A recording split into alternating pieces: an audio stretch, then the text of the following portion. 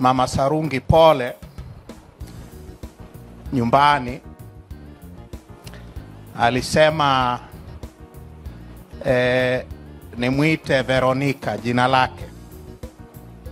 Akasema watu wote wa nchi, wengine wanamuita Mama Maria, wengine wanamuita nani, wote wanamuita Mama Sarungi.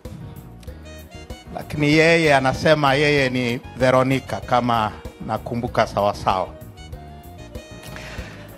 Sasa kwa vile mama uliniambia nikuite Veronica, naomba nifanye hivi. Veronica, mama yangu, mama yetu, na wanao ambao wako hapa, Veronica mwenzako, na hao ambao kwa sababu mbalimbali hawako hapa, naomba mniruhusu niwape pole sana kwa kuondokewa na baba, kwa kuondokewa na Profesa Sarungi. Na kwa wale wote ambao walikuwa wanafunzi wake, na wale wote waliokuwa wafanyakazi wake wenzake, na wazee wenzake, na wategi wenzake, naomba niruhusu niwape pole sana. Tumekuja kusherehekea maisha yake.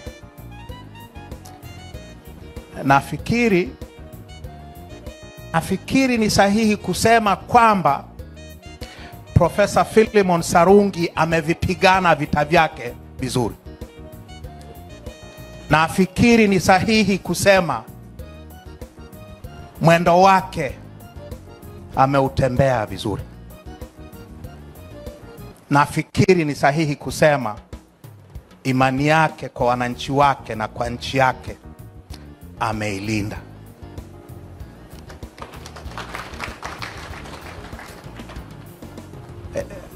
Mimi ambaye sijawahi kuwa mwanafunzi wake wa mifupa, nafahamu mambo mengi sana juu ya mifupa.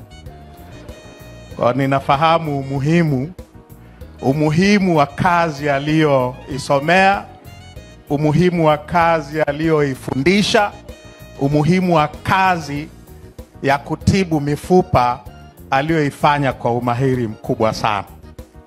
Na mimi na utaalamu huo kidogo. Kwa tuko hapa kusherehekea maisha ya huyu Mtanzania wa kipekee kabisa. Kuna nini la kusema zaidi?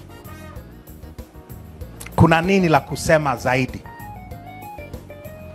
Nafikiri uwepo wa watu wa aina hii katika dunia hii unafanya maisha ya dunia hii kuwa mazuri sana. Uwepo wa watu wa aina ya Sarungi unatuwezesha kuwa na imani kwamba bado inawezekana kutengeneza nchi na kutengeneza jamii iliyo bora zaidi.